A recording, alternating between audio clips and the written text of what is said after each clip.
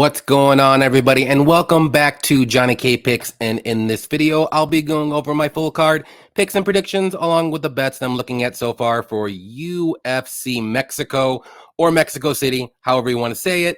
Moreno versus Royval 2. Now, first things first, please hit the like button, subscribe if you're new, or if you just haven't yet, click on the notifications so you know when I put out my videos. I know I'm usually a day I'm a day late this time, so usually I'm earlier than this. So like I said, notifications help out a ton for the live shows as well. Leave some comments below on your favorite fights, how you did last week, how you're going to do this week, all that good stuff. And check out the Patreon above with the link, patreon.com/JohnnyKpicks. It's also in the description as well. $5.99 a month, all my picks, all my spreadsheets for betting, time prop bets, soccer bets, any kind of bets you want to do, I have it on there. So check it out. You can become a free member as well if you want to. No big deal. But yeah, last week, what was it? 298, I believe it was a couple days ago. And I didn't get to watch the majority of the fights. I was out and about, so I really only got to watch like 2 fights. So I'll go over those 2 fights that I saw, and that's really all. Like I said, that's all I was able to see. I didn't go back and watch a lot of it. So the one fight I did see was Lemos versus Dern. I thought it was a very close fight. Dern did a little bit better with the takedowns than I thought. I still thought Lemos won, but it was very close. Luckily, that still hit a bet for me, so that was a interesting fight. I thought it could potentially have been stopped in the second round when Dern went down and like covered up and didn't seem like she wanted to get hit anymore. So, but I think it was Mike Beltran was the ref, so he let that go on, which is okay. But either way, Lemos won. And then I saw the Volk and Ilya fight, and wow. I know a lot of people picked Ilya too, and a lot of people were on Volk, but I said it before and I'll say it again. The only guy that was going to beat Volkanovski was Ilya, and he beat him by knockout, which is crazy to me. So good. Those 2 fights were very interesting and entertaining. Like I said, I didn't get to watch the rest of them, but let's go over my bets that I did have real quick. I had Kopylov early in the week. He didn't look that great. It looks like he got subbed. Alemos had a big bet on her and she won. I had the Dvalishvili and over 1.5 in the Topuria fight, which that barely went over 1.5. So I was lucky with that one. I lost on the Neal point spread at plus 3.5. I'll have to go back and watch that one. I saw a lot of people on Twitter saying it was kind of a weird fight to score. So I saw a split decision. So I thought I probably won that bet. But like I said, I didn't watch it. But then I looked at my bets and I lost. So I guess 2 judges gave Gary 30-27, and then the other judge gave Neal a 29-28, which that made my bet lose. So either way, it lost. Nakamura couldn't get it done inside the distance. I'll have to go back and rewatch that one. I'm kind of shocked about that a little bit. De Lima and the over 2.5 in the Maverick fight, that was a good bet. That hit. And then my time prop parlay of the week hit again, 3-1 on the year. So if you do follow any of my bets, I always post that time prop parlay later in the week. So that is definitely one you may want to follow if you don't follow all of my bets.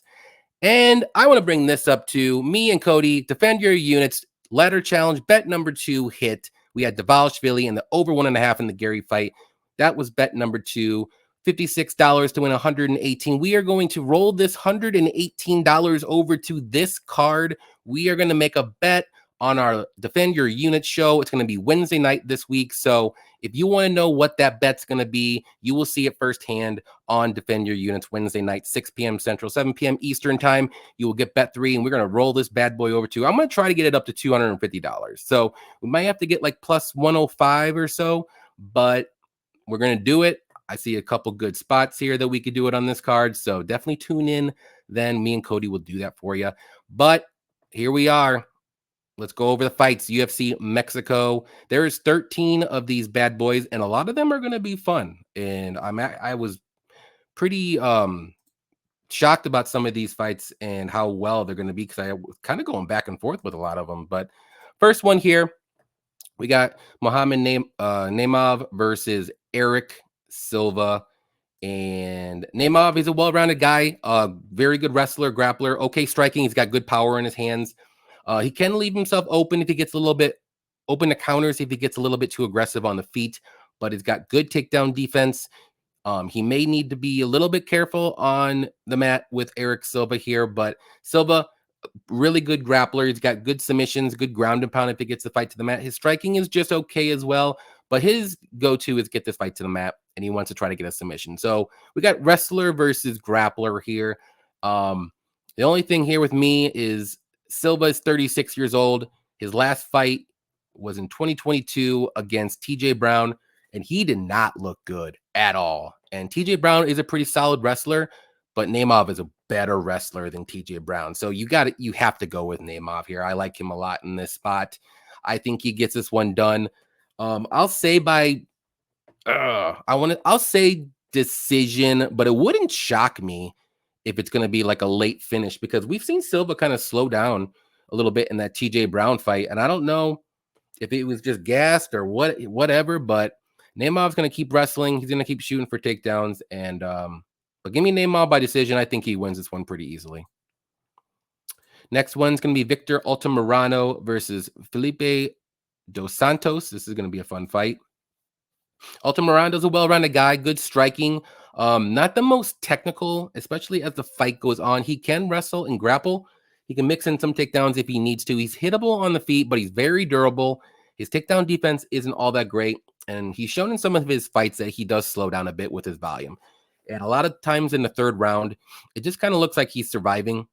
But he's, like I said, he's not going to quit. He's durable, but he's very sloppy, and his head movement can get a little sloppy as well later in the rounds. Dos Santos is a well-rounded fighter himself, very good striking out of shoot to box. So you know how those people are.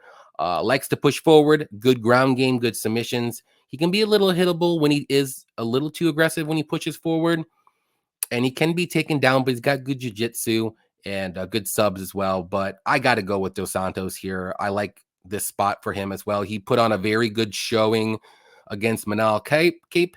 That was super short notice for him too. He's 23 years old, and I like his striking. He's more technical than Victor, and on the feet, I think he's probably more dangerous. So the overall more dangerous guy here is Dos Santos. Both guys are durable, but I'm going to go with Dos Santos. I think Victor's path to victory here is probably by decision, and I can see Dos Santos win a decision or a submission or a knockout. So love Dos Santos in this spot. I think he gets this one done. I'll say second round finish. I don't know if it's going to be like a club and sub, but if I had to choose, I'll say knockout. Next one, Luis Rodriguez versus Denise Bondar. Let me get to the notes here. Okay, Rodriguez is making his UFC debut. He's a good striker. He's got good power in his hands. He pushes forward. Also can be a little hittable on the feet sometimes, but he's very durable. Pretty good ground game, but he likes to keep it on the feet. And Bondar, we've seen some craziness from him. Both of his UFC fights, he got kind of like a weird freak injury with Malcolm Gordon. So again, it was an arm injury. And then he also got kind of another freak injury with Carlos Hernandez. When Carlos slammed him on the ground, he went out like a light. So I think they ruled that like a headbutt or something, and that's why it was a technical decision that you see on there. But he is a pretty well-rounded guy too. He's got good grappling, good submissions, okay wrestling and takedowns. His striking is just all right. He can be wild and reckless on the feet, though. He can be hittable too when he does that.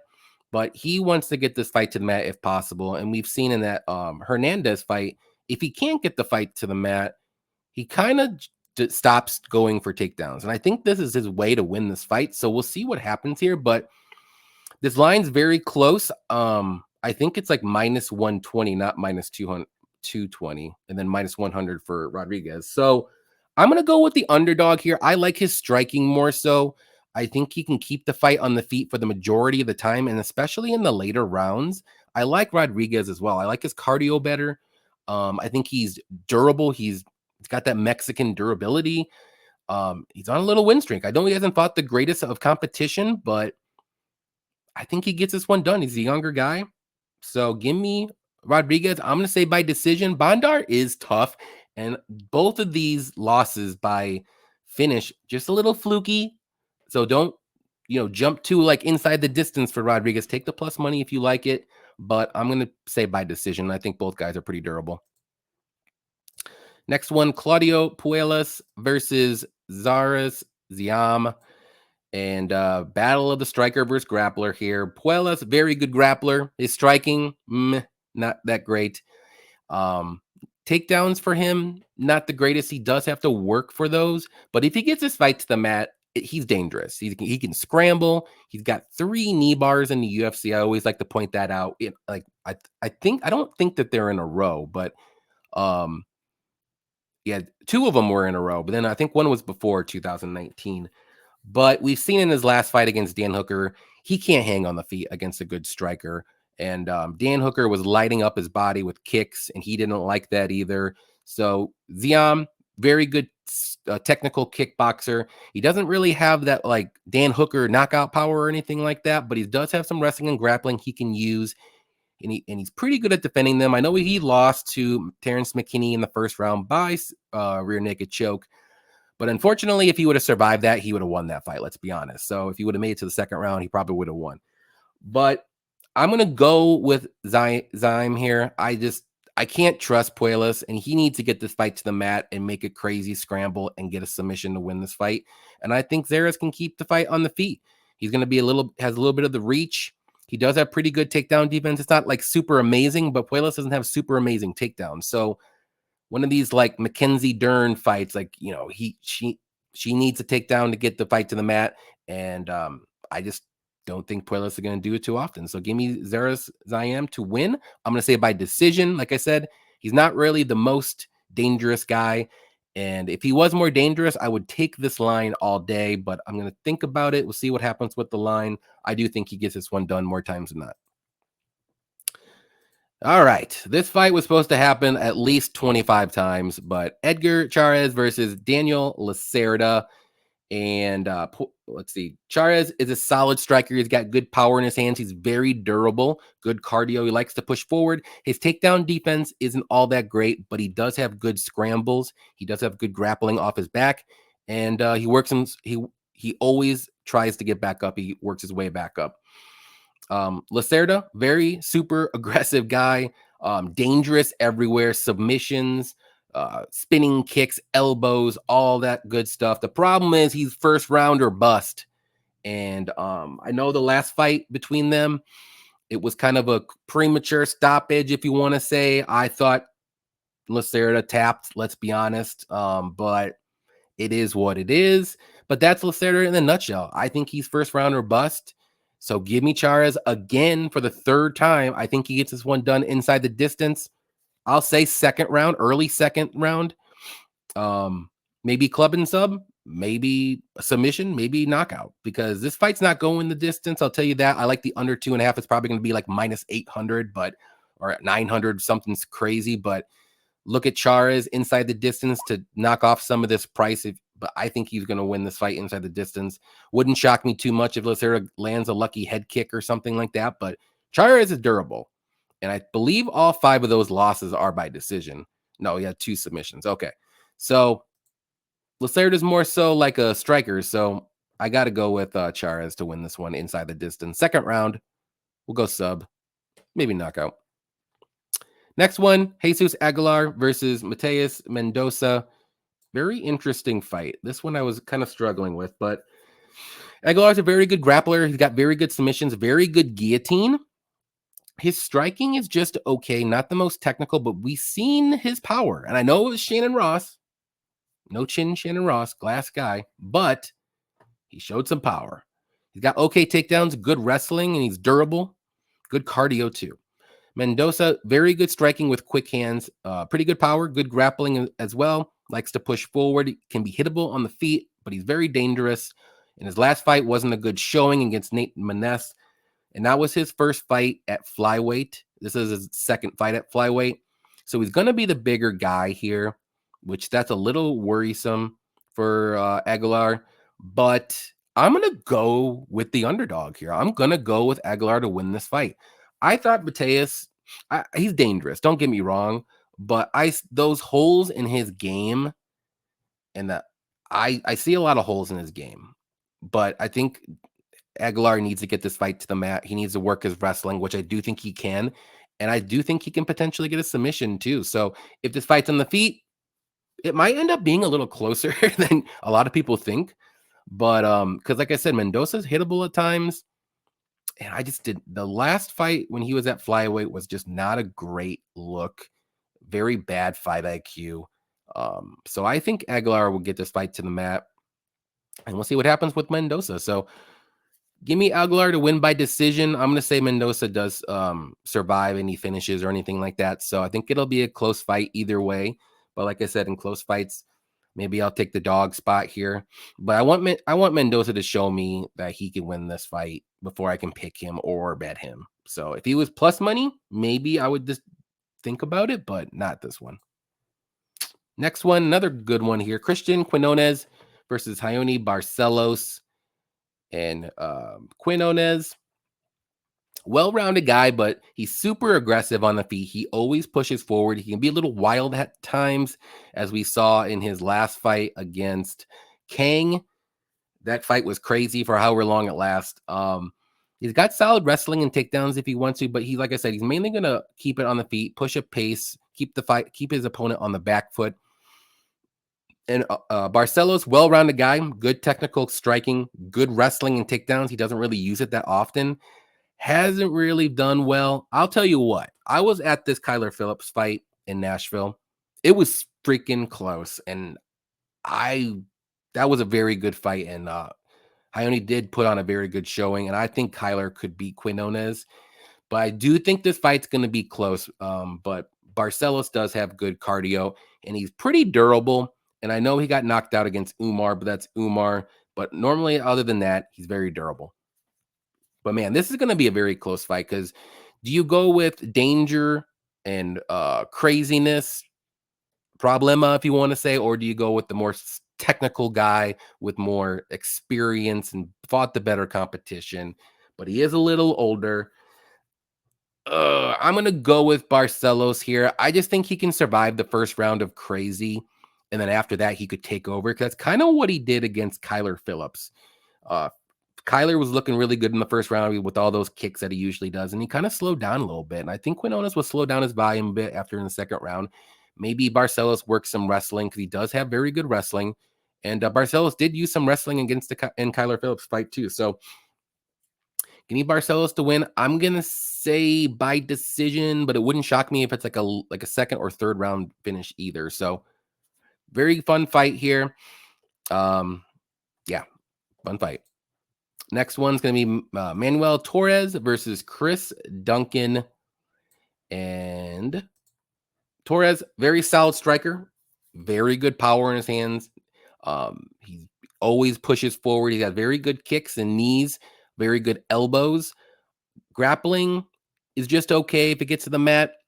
He does have some submissions on his record and stuff. The cardio may be a little bit of a question mark. I will say that because a lot of his finishes have come early in the fight. So we'll see what happens if this fight. Oh, Chris Duncan's nickname is The Problem. Interesting. But yeah, we'll see what happens if this fight does get over 1.5 rounds. Chris Duncan, though, powerful striker. He throws big shots. He can be hittable on the feet, and he can get rocked a lot. We've seen it in a lot of his fights. He can wrestle. He does have pretty decent takedowns, and he recovers very well if he gets knocked down. Very quick, but he's very hittable, and that's what scares me for Chris Duncan here. Line's pretty close, but I'm going to go with Torres to win. I just think he's the more dangerous guy. We've seen him get these early finishes, and that's what Chris Duncan's kind of the red flag is. He just leaves himself open for these in the early part of these fights. And I know he's only lost once, but that was to Borishev, and he got rocked in the Charlie Campbell fight, recovered, got back. Like Omar Morales was rocking him a little bit. He did do good against Ashmouz, but those guys aren't as dangerous as Torres. Torres is crazy dangerous. So give me Torres to win. I'm going to say by knockout, and I'll say first round knockout. Not to say that Duncan's a bum or anything, but Torres is just crazy dangerous. Next one's going to be Yasmin Jauregui versus Sam Hughes. And Jauregui, very good striker, very technical, good counters, likes to push forward, throws a ton of volume, pretty good grappling and takedown defense, but she's going to keep this fight on the feet. Her one little bugaboo is, man, she can get rocked. And if she gets rocked in her last fight, that's what scared me. Nunes, she got rocked once. Even the Lucindo fight, she got rocked in the feet. So I'm a little worried about that. But Sam Hughes, not the most technical striker because she's more so a grappler, good wrestler, good cardio, very tough and durable. That's the one good thing that she does have. She could be hittable on the feet, and her takedown defense isn't all that great, but she's probably going to be the one shooting for takedowns and trying to get this fight to the mat because I don't think she's going to be able to hang on the feet. So again, striker versus wrestler, grappler type. But I got to go with Yasmin. The striking comparison it's too much, but I am a little worried. That line is way too far. And I'm high on Yasmin, but the last couple fights, man, scare me. And I'm not, like I said, I don't think Sam's going to go out there and knock her out, but all she does is need to land one good shot. And that scares me. So, going to go with Jauregui to win. I'm going to say by decision. Like I said, Sam Hughes is very tough and durable, but I am not touching this minus 450 line on Jauregui. Maybe I'll look at the over. But again, if you're looking at the over, man, you get Yasmin. I'm telling, I don't know. It's one of those fights I need to see more from Yasmin. I'm glad she took a lot of time off, though. So it's been about 7 months from that knockout. And she's still young. So we'll see if she made any improvements here. So give me Yasmin to win by decision. Next one's going to be Raul Rosas Jr. versus Ricky Turcios. And Rosas Jr. is a very good grappler. He always pushes forward. He goes for those takedowns.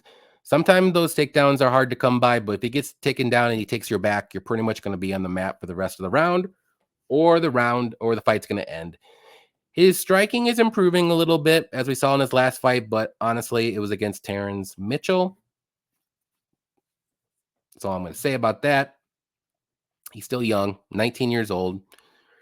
Ricky Turcios, though, okay striking, throws a ton of volume. Sometimes he hits a lot of air, makes noises like Chikagian, all that good stuff. Kind of an unorthodox striker in a way. Takedown defense is not great. He almost accepts being taken down, but he has very good grappling off his back, very good get-up game, and he's durable with good cardio. So I got to go with Rosas Jr. here. The only thing that worries me, though, and we've seen it in the Christian Rodriguez fight with Rosas Jr., is if he goes all out and tries to get that finish early or even into the second round, he slowed down a ton in that fight. And Christian Rodriguez was able to take over that fight and get the win. Granted, it was unanimous decision, but he was able to get the win, and he looked like Rosas Jr. looked good in the first, and then the second, third, no bueno. So Ricky's tough. He does have good cardio. Not to say that he's amazing, but he could win this fight. But I'm going to go with Rosas Jr. to win. I'm going to say... I'll say decision. This will be a good fight for Rosas Jr.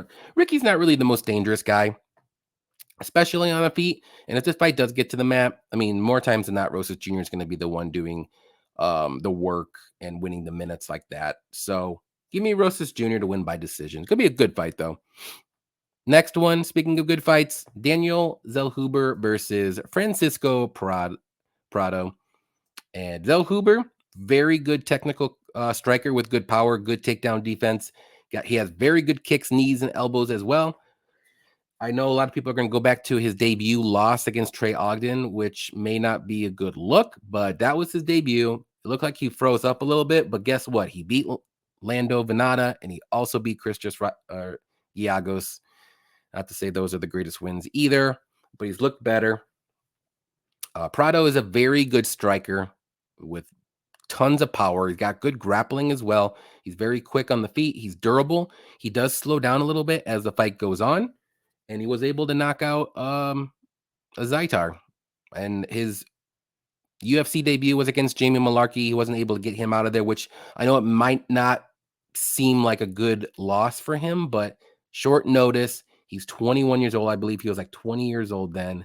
And he put on a pretty good showing for a short notice fight. So this is I think this is going to be a pretty fun fight. It might be close, but I'm going to go with Daniel Zellhuber to win. but it wouldn't shock me one bit if Prado gets a knockout here. This guy is crazy durable. He has crazy power. And I think he's live for a finish, but I just think Zellhuber is just going to be with his reach and height. Doesn't I thought he had a little bit more reach than that. Maybe not. But I do think he's just a little bit more technical on the feet. I think he'll stay safe. He'll circle the cage, and Prado's going to need to land something pretty big to knock down Zellhuber, because that's his style. He's usually, finish or bust. I think he's only been decision once, and he lost it. So give me same thing with Zellhuber. Only been decision, and he lost a decision. So give me Zellhuber to win. I'm going to say it's by decision. I think he keeps his fight in the feet, wins the points on the feet. I think Prado will have a couple moments here and there, but I think Zellhuber is just the better striker. Co-main event, very good fight. Kind of already saw it. Yair Rodriguez versus Brian Ortega. So if you don't remember the last fight that they fought, Brian hurt his shoulder when Yair was trying to get an arm bar. So take it how it wants, a freak injury, or maybe Yair did a pretty good arm bar there. So we'll see what happens. Rodriguez, though, is a very good striker. He's got very good kicks. He's kind of a little unorthodox as well with his striking, but he's always dangerous. Solid grappling. Takedown defense isn't the greatest, but it is okay. It's nothing crazy. Durable and good cardio. I know he lost against Volkanovski, but a lot of people are going to lose to Volkanovski. Brian Ortega, he's a very good grappler, very good submissions. His striking is just okay. His best performance of striking was against Korean Zombie, which I think a lot of people were taken back by it. And then you expected that in his next fight, and he didn't do that at all. So that was like one of the greatest striking performances of his career. He's very hittable on the feet, though. Super hittable on the feet. And his takedowns aren't the greatest either. He does have to work for them, but he is tough and he's durable as well with good cardio. Yeah, the last fight I picked Yair to win. I also had a bet on him, and it cashed. And guess what? I'm going back to the well. I just think Rodriguez's striking is going to be too much for Brian. Maybe early on, maybe the first round, Brian can get those takedowns. But I think as the fight goes on, I don't think he's going to get those takedowns anymore. I think Yair is going to keep it on feet, use those kicks effectively, and keep him at bay and win the fight. I think this fight will go to decision this time. I don't see it going no one getting a finish or a submission. But I like Rodriguez here a lot in the spot. Also, Ortega hasn't fought in a year and a half since that shoulder injury. So also another thing to think about there. So give me Rodriguez to win by decision. Main event, Brandon Moreno versus Brandon Royval. Battle of the Brandons. Moreno, we all know who he is. He loves Legos. He's a very good striker, very tough, good wrestling and grappling if he wants to use it, but he can be hittable on the feet at times. But like I said, he's durable. He'll take it. Royval, super dangerous striker. He's got good knees, good elbows, good submissions, very good grappling, but his takedown defense isn't the greatest. He can be hittable. We've seen him get rocked a couple times and then he gets back up. And the last time they fought, they hurt Brandon shot a takedown and he slammed Royval on his shoulder, and then he couldn't continue, and so he won by knockout. Brandon Moreno did. So again, I love Royval as a fighter. Like, he's one of my favorite fighters to watch. And unfortunately, he just had to fight Pantoja, which is another one of my favorite fighters to watch. And I think he's the best flyweight right now. And the second best flyweight right now is Brandon Moreno. So I think Brandon Moreno is going to win this one. I'll say by decision. Both guys have cardio. I don't think Moreno's the biggest finisher either. He's just got very good boxing. He's going to keep it on the feet. And then Royval is just going to get touched up a little bit too much. And he's not going to be able to land those knees or elbows or anything early like he does and gets the finish win. Because I do think Royval is more finish dependent to win fights. So give me Moreno to win. I'll say by decision. Pretty confident he gets this one done too as well. But all right, guys, those are the fights, all 13 of them. Definitely appreciate everybody watching. Please hit the like button on your way out. The live shows this week, like I said, are going to be Wednesday night and Friday night. We will get the Defend Your Units bet number 3 for the ladder challenge Wednesday night. Me and Cody will give it to you. So definitely want to tune in then. That's all I got for you. Let's hope we get some more money this time. And until next time, happy fight night.